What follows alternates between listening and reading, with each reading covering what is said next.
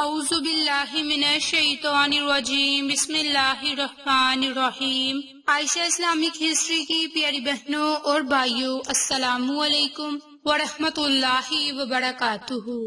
تمام تعریفیں اللہ کے لیے، وہی نیک لوگوں کا ولی ہے۔ میں گواہی دیتی ہوں کہ اللہ کے سوا کوئی معبود برحق نہیں، وہ یکتا ہے، اس کا کوئی شریک نہیں، اور میں یہ بھی گواہی دیتی ہوں کہ حضرت محمد مصطفیٰ صلی اللہ علیہ وآلہ وسلم اللہ کے بندے اور آخری رسول ہیں۔ یا اللہ ان پر اور ان کی آل پر اور تمام صحابہ کرام پر اپنی رحمتیں، برکتیں اور سلامتی نازل فرما، آمین۔ میری بہنوں اور بھائیوں، آج کی اس ویڈیو میں آپ کے ساتھ یکم ربیع الاول کے دن کا خاص عمل اور وظیفہ شیئر کرنے جا رہی ہوں۔ یہ عمل، یہ وظیفہ بالخصوص آپ نے یکم ربیع الاول کے دن کسی بھی فرض نماز کے بعد لازم کرنا ہے۔ میری بہنوں اور بھائیوں، ماہ ربیع الاول کی آمد ہے، اور ماہ ربیع الاول کے مبارک مہینے میں عموماً 12 ربیع الاول کو خصوصاً آقائے دو جہاں حضرت محمد مصطفیٰ صلی اللہ علیہ وآلہ وسلم کی ولادت باسعادت کی خوشی میں پورے عالم اسلام میں محفل میلاد منعقد کی جاتی ہے، اور عید میلاد النبی کی خوشی منائی جاتی ہے۔ عید میلاد النبی دراصل محبت رسول کی علامت ہے، اور اس کی اصل قرآن اور سنت سے ثابت ہے۔ میری بہنوں، سورۃ ال عمران میں اللہ رب العزت کا ارشاد ہے کہ اللہ تعالیٰ کی سب سے عظیم نعمت نبی کریم صلی اللہ علیہ وآلہ وسلم کی ذات مقدس ہے۔ ارشاد باری تعالیٰ ہے کہ بے شک اللہ کا بڑا احسان ہوا مسلمانوں پر کہ انہی میں سے ایک رسول بھیجا۔ میری بہنوں اور بھائیوں، اللہ تعالیٰ کے فضل اور رحمت سے مراد حضور نبی کریم صلی اللہ علیہ وآلہ وسلم ہیں۔ سورۃ احزاب کی آیت میں آپ کو فضل اور سورۃ انبیاء کی آیت میں آپ کو رحمت فرمایا گیا۔ اسی طرح ایک مقام پر نعمت کا چرچا کرنے کا حکم دیا، اور اپنے رب کی نعمت کا خوب چرچا کرو۔ باہوالا سورۃ الضحیٰ۔ میری بہنوں اور بھائیوں، اسی طرح سورۃ ال عمران کی آیت پر ملاحظہ فرما لیں کہ جس میں رب ذوالجلال نے کم و بیش 1,24,000 انبیاء کرام کی محفل میں اپنے حبیب حضرت محمد مصطفیٰ صلی اللہ علیہ وآلہ وسلم کی آمد کا ذکر یوں فرمایا، اور یاد کرو جب اللہ نے پیغمبروں سے ان کا عہد لیا جو میں تمہیں کتاب اور حکمت دوں گا، اور پھر تشریف لائے تمہارے پاس وہ رسول کہ تمہاری کتابوں کی تصدیق فرمائے، تو تم ضرور اس پر ایمان لانا اور ضرور ان کی مدد کرنا۔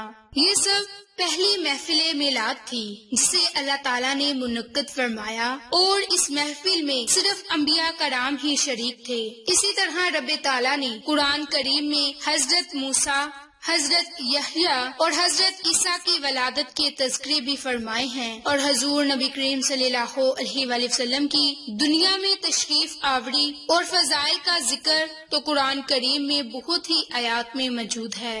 میری بہنوں اور بھائیوں، حضرت ابن عباس رضی اللہ عنہ نے آیت تلاوت فرمائی تو ایک یہودی نے کہا، اگر یہ آیت ہم پر نازل ہوتی تو ہم اس دن کو عید مناتے۔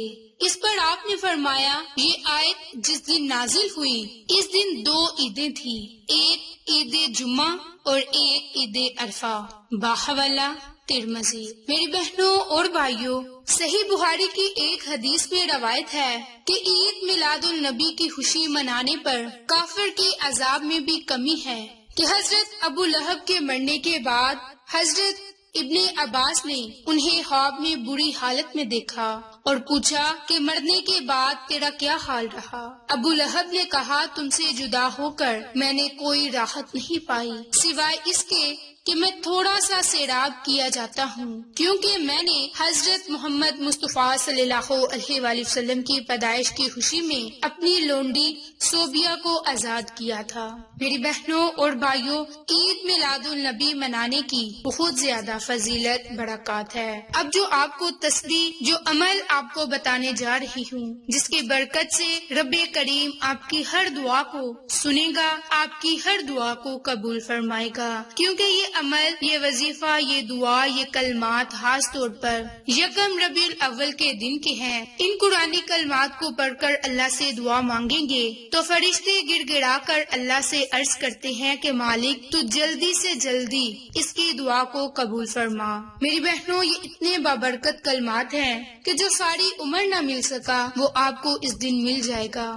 آپ اس عمل کو، اس وظیفے کو لازم کر لیں اور اللہ تعالیٰ سے اپنی کسی بھی جائز حاجت، اپنی کسی بھی جائز مقصد کے لیے دعا مانگ لیں۔ انشاءاللہ آپ کی ہر دعا قبول ہوگی۔ آپ رب کریم سے جس جائز حاجت مقصد کے لیے دعا کریں گے آپ کو اس میں کامیابی ملے گی۔ میری بہنوں، وہ قرآنی کلمات ہیں، لا الہ الا اللہ المالک الحق المبین، لا الہ الا اللہ المالک الحق المبین۔ یہ وہ قرآنی کلمات ہیں جو آپ کو دنیا میں بھی مالا مال کر دیں اور آخرت میں بھی۔ تو جو میری کوئی بہن یا بھائی صبح یا پھر شام کے وقت 100 مرتبہ ان قرآنی کلمات کو پڑھے، اول میں آخر میں درود پاک پڑھے، تو اس کی برکت سے رب کریم اس پر رزق کے دروازے کھول دے گا، اس کے معاشی حالات بہتر ہو جائیں گے اور اس کے رزق میں ایسی برکت ہوگی کہ خود ضرورت مندوں کو دینے والا بن جائے گا، کیونکہ ان قرآنی کلمات کی بہت ہی زیادہ فضیلت، بہت ہی زیادہ برکات ہے۔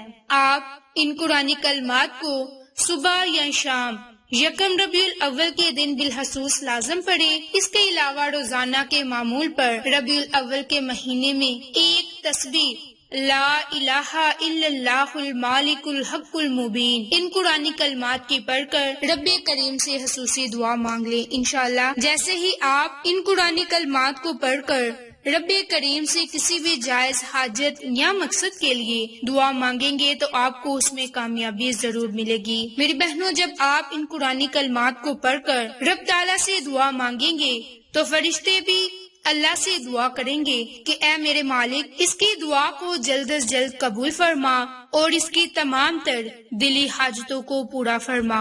انشاءاللہ اس کی برکت سے رب کریم کی ایسی مدد ملے گی کہ آپ لاکھوں کروڑوں بھی مانگیں گے تو آپ کو ضرور ملے گا۔ آپ ان قرآنی کلمات سے فائدہ اٹھا لیں، مقدر بدل جائے گا، تقدیر کے بند دروازے کھل جائیں گے اور رزق ہی رزق آپ کو ملے گا۔ رب کریم آپ کو اپنی رحمتوں، برکتوں اور نعمتوں سے مالا مال فرما دے گا۔ اس لیے آپ یہ عمل، یہ وظیفہ لازم کریں، انشاءاللہ اس کی برکت سے آپ کو بہت ہی زیادہ فائدے حاصل ہوں گے۔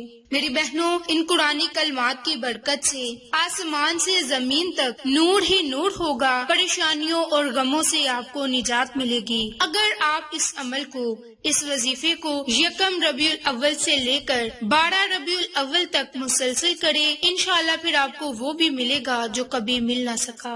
میری بہنوں، یہ موقع سال میں ایک مرتبہ ملتا ہے، تو آپ اس موقع سے فائدہ اٹھا لیں اور اللہ تعالیٰ سے خصوصی دعا مانگیں، انشاءاللہ آپ کو فائدہ ضرور ہوگا۔ آپ کو یہ ہماری ویڈیو پسند آئے تو اسے لائک، شیئر اور سبسکرائب کریں۔ جزاک اللہ۔